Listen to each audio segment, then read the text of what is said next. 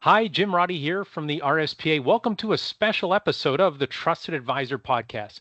What makes it special is in about 90 seconds, I'm going to turn the microphone over to 4 RSPA members. So they're graduates of the RSPA Leading Conversations Bootcamp. That's a new program that we piloted in 2024, and it's really taken off in 2025. What we had noticed is in our industry, the retail IT channel, there weren't many women that were on stage at conferences, and same for the RSPA. We're not just looking at other conferences as well, right?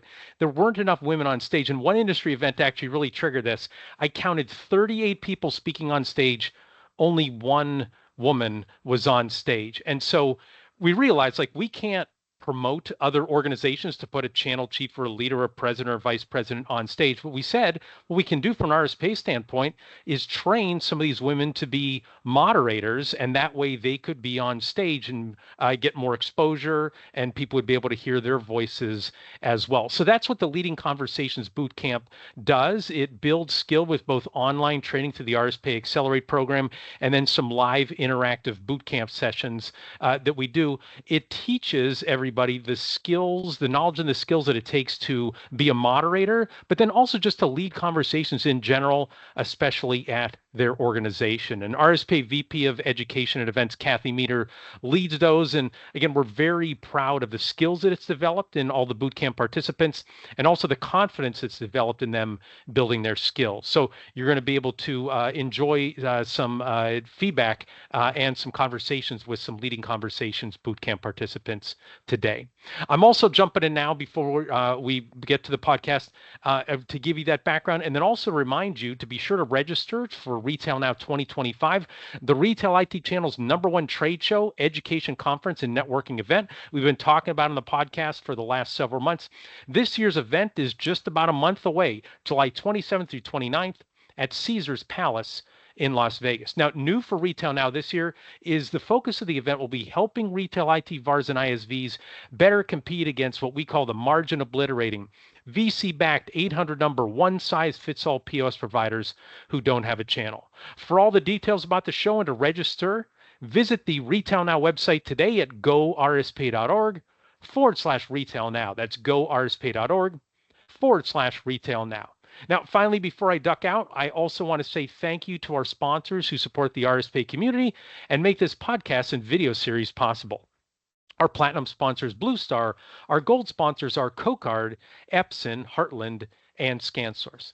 All right, I'm punching out for the next half hour or so. I will see you on the other side of the podcast. Enjoy this special episode on Retail IT Channel Networking Best Practices.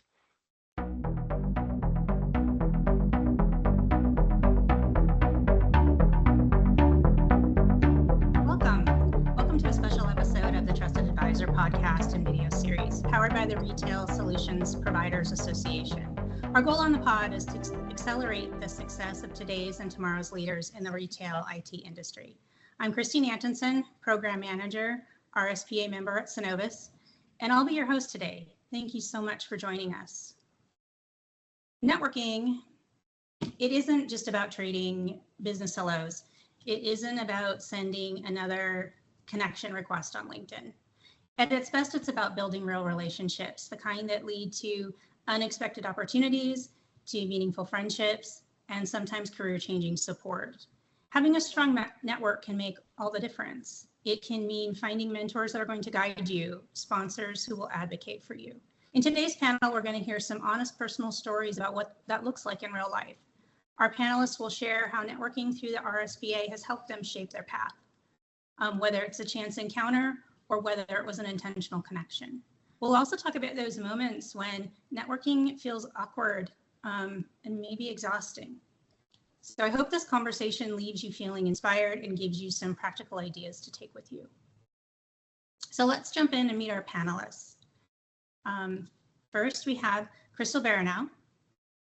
Crystal is the creative director at OrderCounter. OrderCounter is a processor agnostic ISV, and they're known for their hybrid point of sale solution, which is built for the hospitality industry. Crystal has 18 years of experience in design and branding, and she brings a creative, customer-first approach to everything that she does. Crystal leads in storytelling, in marketing, and in partner engagement efforts. She focuses on empowering restaurants and small businesses. She's also an urban sketcher and believes that creativity is a true business asset. And our second guest is Melissa McGrath.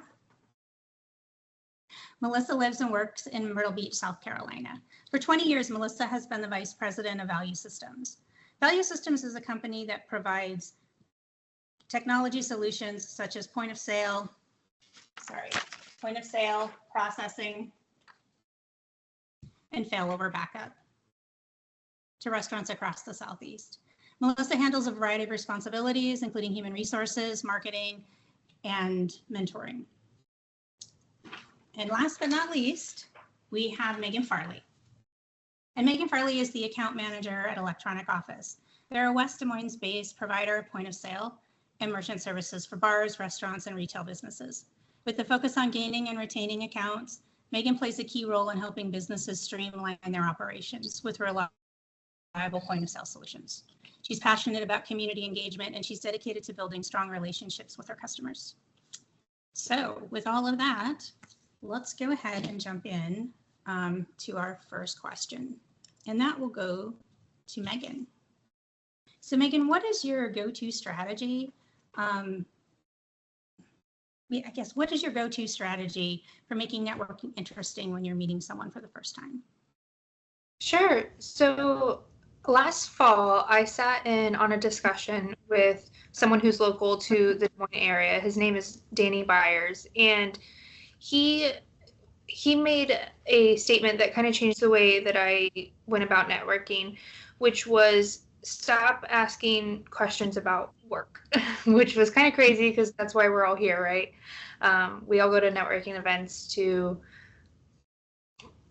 help like network with other people in our industry and meet other people that can be your channel partner. However, he explained that when you go into a networking event, you are asking the same questions that everyone else is asking. What do you do? What's your role? How long you been there?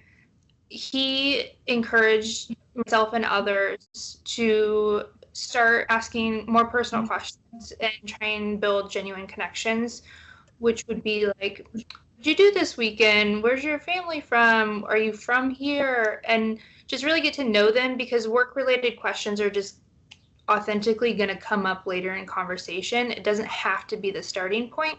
So that's kind of what I do and what I've used since then to go about networking.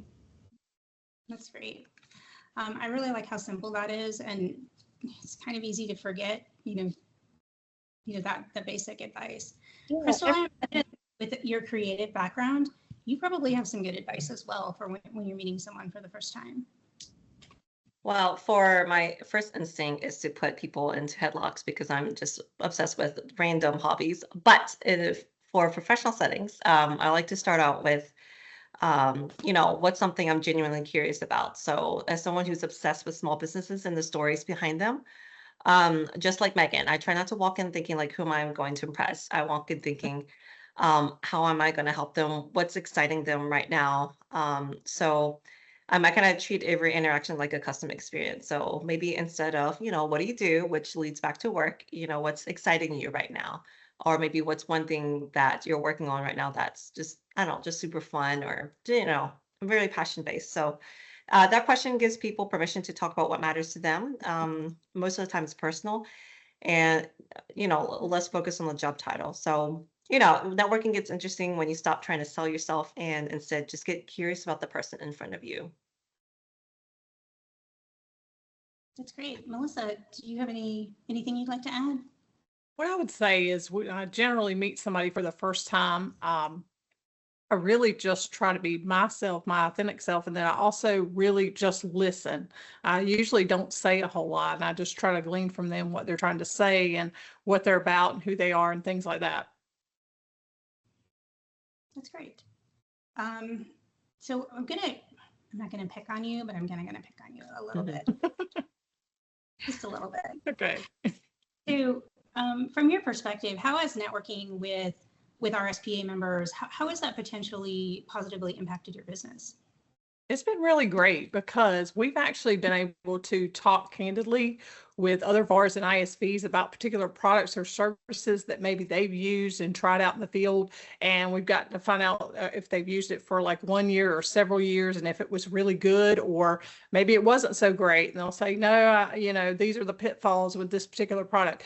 So it's really helped us make informed decisions before we adopted a new product or service or partnered with a vendor even.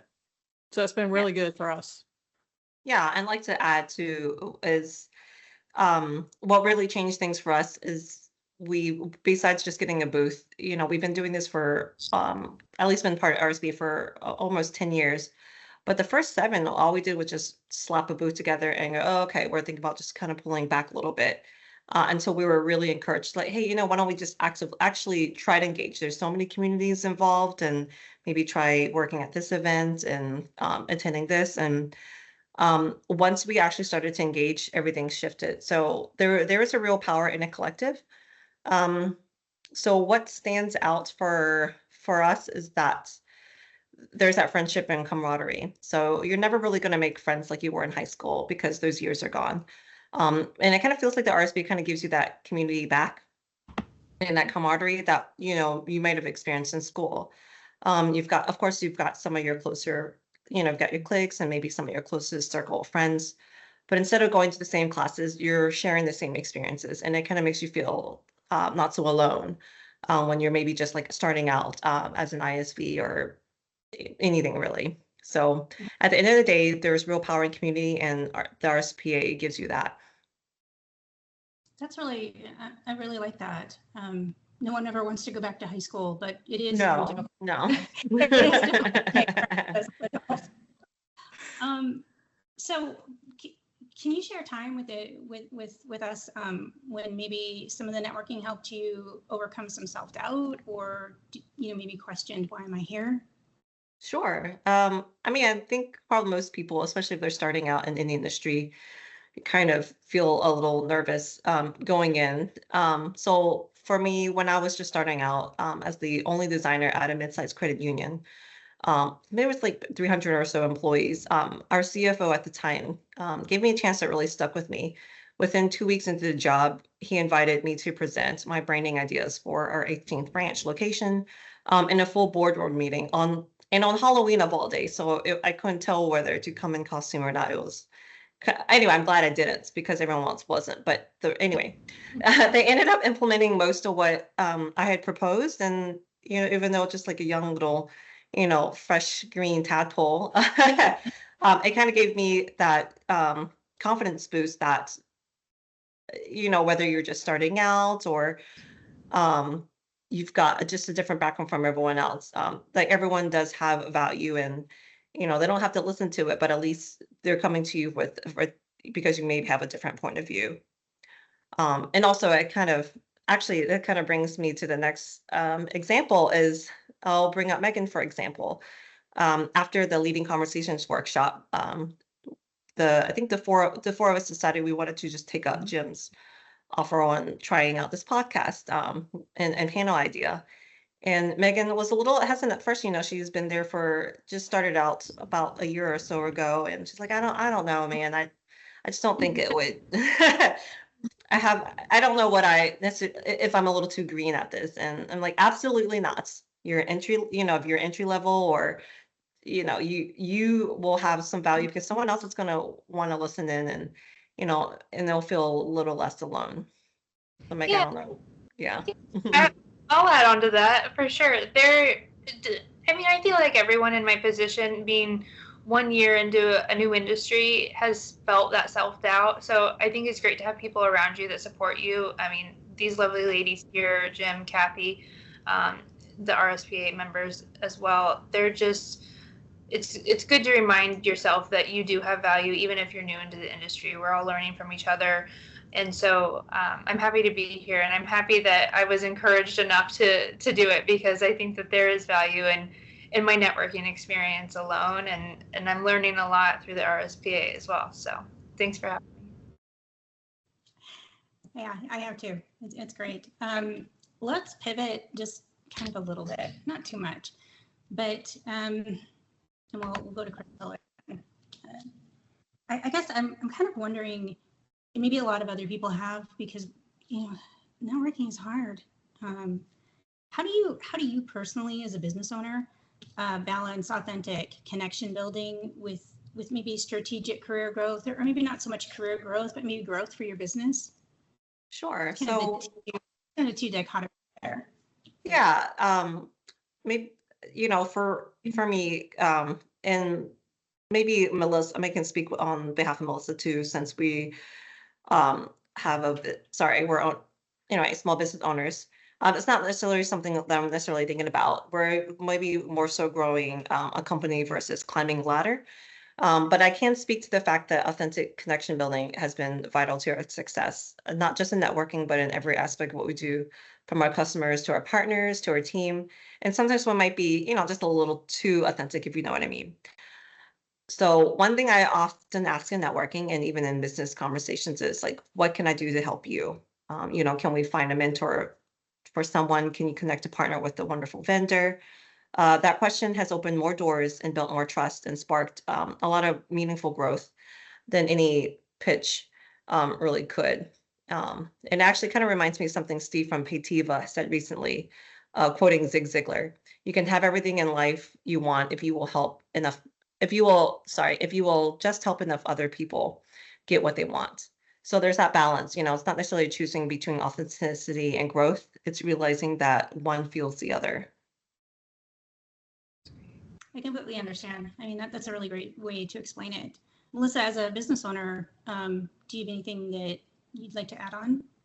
Sure. Kind of like Crystal was saying, I'm trying to grow my business and create raving fans. And what I would say is, one of the things that I think a lot of individuals, maybe they don't realize would be beneficial, is to admit when you're wrong. That is being authentic. And if you really want to build true, healthy connections in networking, I think being honest, admitting when you've made a mistake, just own up to it. It kind of throws people off because so many people tend to play the blame game and point the finger. So when you do that, it shows, that you're trustworthy, that you're willing to say, hey, I messed up. And I think that's great. And then the other thing is, for me, kind of what you see is what you get. If you see me out with friends on Friday night or church on Sunday, I'm the same all the time. So, and I think that's important, just to be yourself. And then, of course, I really enjoy giving back through the RSPA with sharing what I have learned throughout the years. I've been doing this 20 plus years. And so I know a little bit now, and I don't mind sharing that. So if someone were to come up to me and ask me questions, I'd be happy to share anything that I could. Or if I don't have the answer, I'll figure out who does, or ask Kathy or Jim or somebody on the RSPA team. That's great. I know who I'll be coming to. Now, by myself. And I think you gotta give some more credit. Not just a little knowledge, Melissa. Just maybe Yeah, maybe a little. I think you're being humble here. Yeah. So Megan, you're early. I'm not gonna say you're early, but I mean, you're earlier in your career than the rest of us old ladies. You have maybe a little different perspective. I would say that in someone early on in their career, I think a good way to go about it is just to get a mentor. I think it's a good way to get guidance, to get an opinion, to gain a new perspective. That would be my recommendation for someone. I would recommend a mentor. It helps it stay authentic, but also helps you in your career.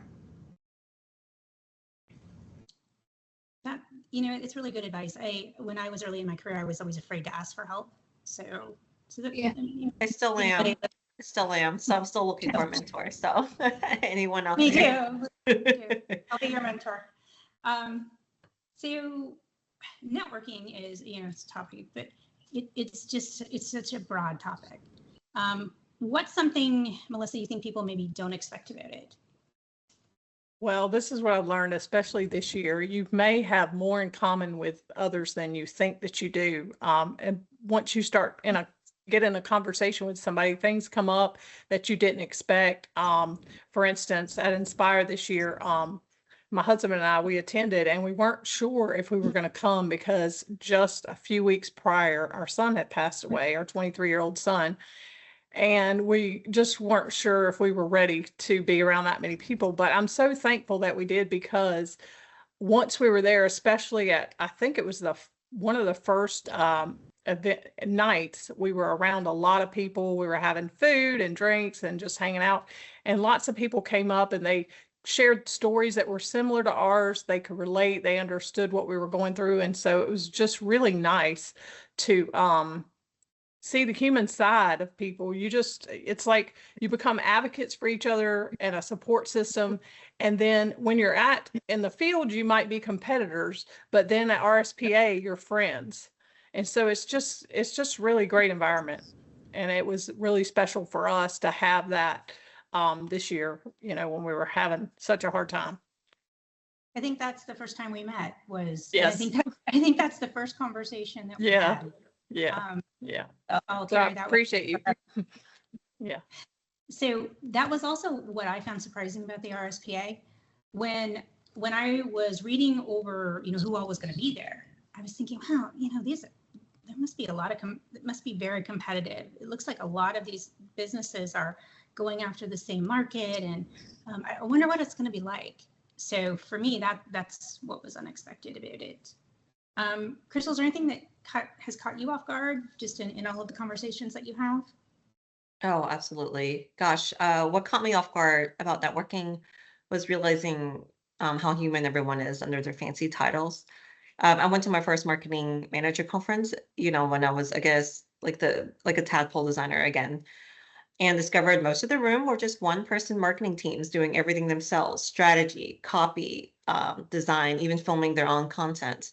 And so that really expanded my perspective, and I'm really grateful for my old boss for bringing me, because it helped me see that we're all just figuring out.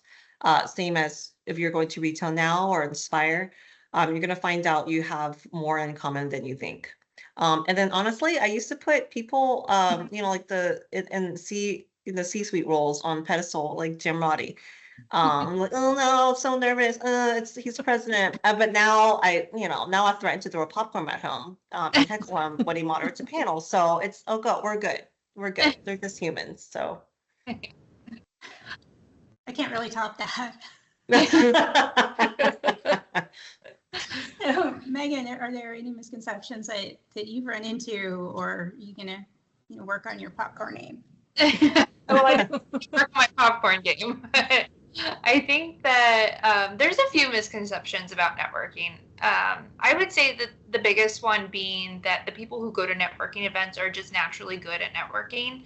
I just don't believe that to be true. I think that the people who are going to networking events have all been in the same position as me, sitting out in my car, not like nervous, not wanting to go in, and just being scared to go up to a huge group of people, not knowing what to do or what to say. And you really just have to be brave, you have to be courageous, and you have to go in and do it. And so I think that that's a really big misconception, that people are just naturally good at it. And I think that it takes a while to feel confident and comfortable in yourself to just go up to a random stranger and be like, hey, I'm Megan Farley, how are you?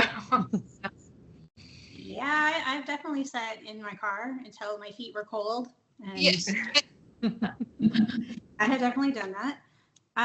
So Megan, what advice would you give to those in the industry who want to maximize their networking opportunities within the RSPA itself? Sure. I think that RSPA has a ton of opportunities for networking. If you want to maximize them, maximize your membership.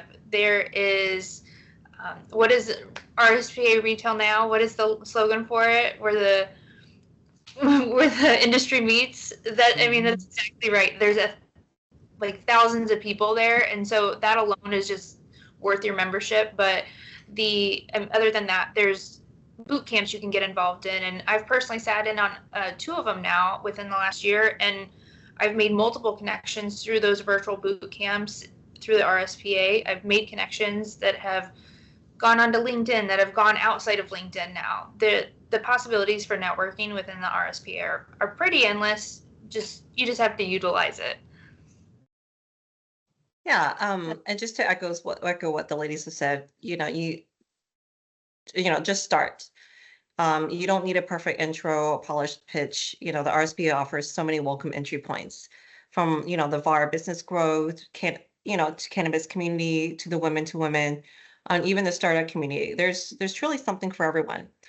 But if I had to recommend just one place to begin, it would be attending Inspire. It's a smaller, more intimate networking event, and the connections made there tend to stick. Their slogan is what I think is networking nirvana, and I can confirm that it lives up to its name. So that experience really helped us deepen the relationships that continue to shape our business today. Well, that's where I met you. So yeah, there we go. It worked.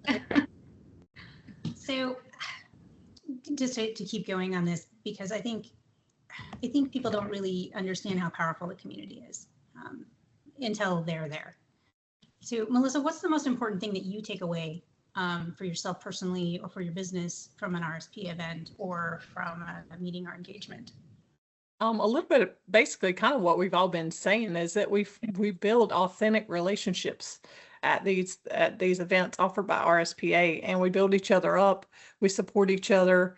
And again, I'll just repeat what I said earlier about you might be competitors in the field, but when you're at RSPA, you're allies, and you're supporting each other and helping each other along. That's a great reflection. I'll chime in there if you don't mind, Christine. I have a slightly different perspective. I think that within the RSPA, I haven't watched the whole process, but my general manager, Kirsten Ingersoll, she is a really good example for anyone. If you're thinking about getting into the RSPA, she entered the industry in a very similar position as me over 5.5 years ago, and only knowing like the point of sale side of it, not really knowing the credit card side of it. And she's really just paved a path of her own with the RSPA, and now she sits on the board for them and board of directors for them. So I think that that's a great example of you get what you put into it as well. Absolutely. Let's see. I almost can't really top that either. I can't wait to meet her. There's so many people that I just, it's just overwhelming how amazing the group is. We're less than 2 months away to be here before we know. I know. I have my ticket. So we're a bit at the end. This is our last question that we're going to talk about today. So Melissa, just as a takeaway, what advice would you give to someone who feels like they don't really have anything to offer as part of networking, or they're just super uncomfortable doing it? I would say everybody has something to offer.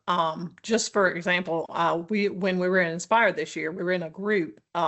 Most of the individuals in the group, I would say, are 40 plus, and then we had one individual, and he happened to be in his early 20s, I would say. And we were discussing a particular issue, a problem that we had, and trying to come up with a solution. And this 20-year-old spoke right up very boldly and gave a great solution to the problem.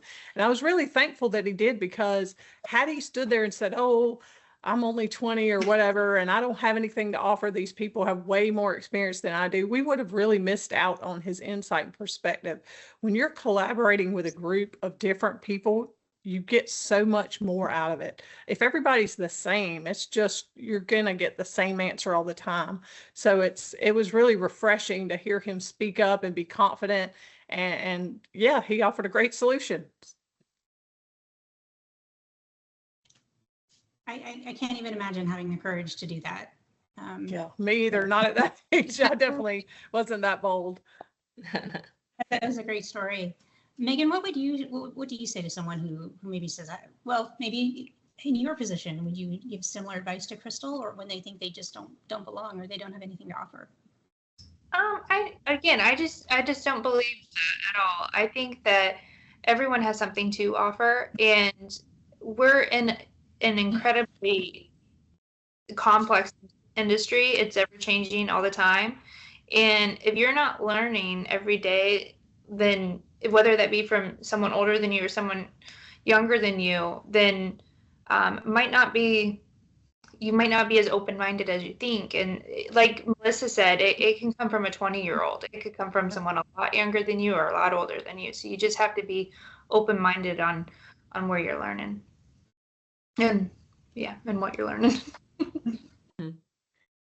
All right, Crystal, we'll let you close us out with a few remarks. Sure. on the So topic. I think, so as far as value, I think a lot of people underestimate their value because they're maybe measuring against, the person who's loudest in the room, the one with the flashiest smile, or, the most extroverted, or maybe the one with the most technical resume.